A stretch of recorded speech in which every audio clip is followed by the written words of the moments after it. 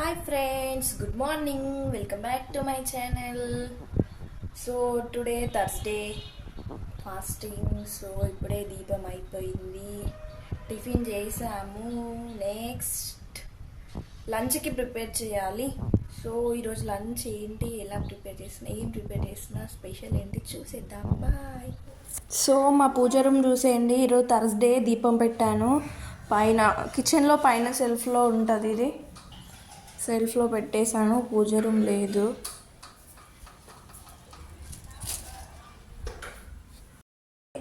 Today lunch వచ్చేసి పులిహోర చేద్దాం అనుకుంటున్నాను. సో పులిహోర కావాల్సినవి ఎండుమిర్చి, కొత్తిమీర, పచ్చిమిర్చి, కరివేపాకు, మినపప్పు, శనగపప్పు, నిమ్మకాయ రసం, వేరుశనగలు, తాలింపుకి ఆవాలు, జీలకర్ర, పసుపు. సో ప్రాసెస్ ఏంటో చూసేద్దాం. Wait and see. ఫస్ట్ ఒక ప్యాన్ పెట్టుకొని ఇందులో మనకు కావాల్సినంత ఆయిల్ పోసుకోవాలి. సో ఆయిల్ పోసుకోవాలి, నాకైతే దీని సరిపోతుంది.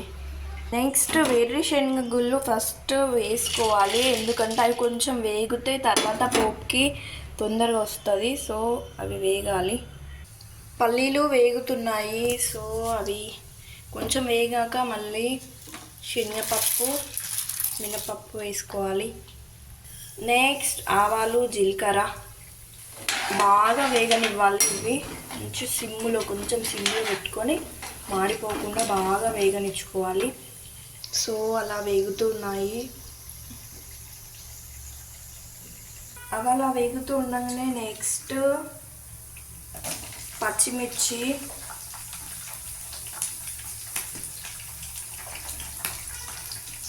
కాసేపు ఇలా క్యాప్ పెట్టేసుకొని అవి అలా వేగుతూ ఉండాలి.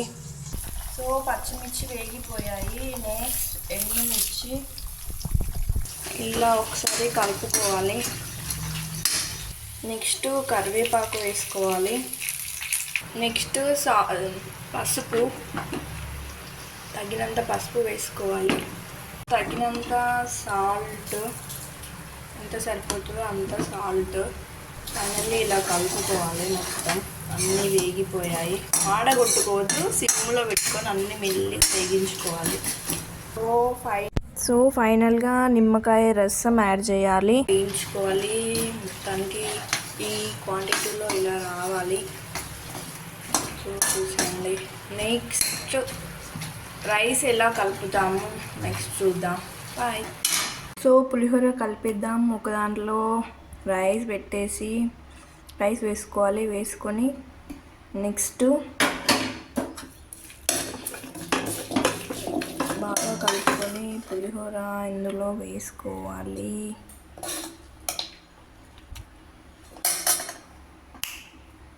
సో ఇలా పులిహోర కలుపుకోవాలి. Ready friends. సో లంచ్ తినేసాము. నెక్స్ట్ ఈవినింగ్ టిఫిన్ కోసం ఏంటి, రైస్ నానబెట్టుకోవాలి. నిన్న నైట్ నానబెట్టుకున్నాను. నెక్స్ట్ మినప్పప్పు, ఇది కూడా నైట్ నానబెట్టుకున్నాను. నెక్స్ట్ అటుకులు ఏదైనా, పేపర్ కానీ ఇంకా దొడ్డటుకులు ఏదైనా నానబెట్టుకోవాలి. నెక్స్ట్ శనగపప్పు. నెక్స్ట్ మెంతులు లేవు, మెంతులు తీసుకొచ్చి నానబెడతాను. ఇప్పుడు ఇవన్నీ మిక్స్ చేసుకోవాలి. చేసుకొని ఒక 3 hours అట్లా బయట పెట్టేసుకొని మొత్తం పులుగనివ్వాలి. తర్వాత ఈవినింగ్ దోశలు వేసుకుంటే చాలా బాగుంటుంది. చూసేద్దాం పట్టిన తర్వాత.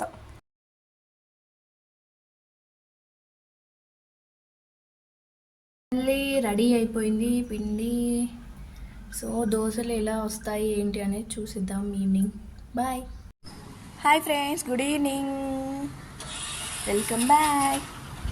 సో ఈవినింగ్ 5:30 అవుతుంది. టీ తాగారా అందరూ? నేను ఇప్పుడే టీ తాగాను. సో చూసేయండి, బ్యాక్ ఎండ తగ్గిపోయింది. ఇప్పుడే ఫ్రెష్ అయ్యి అలా బయట చూస్తున్నాను. మీరు టీ తాగారా? సో ఈవినింగ్ స్నాక్స్ వచ్చేసి బనానా విత్ యాపిల్, షుగర్, చాలా బాగుంటుంది టేస్ట్. మీరు కూడా ట్రై చేయండి. So friends, night dosa tiffin చేస్తున్నాము. సో ఎలా చేస్తున్నామో చూడండి.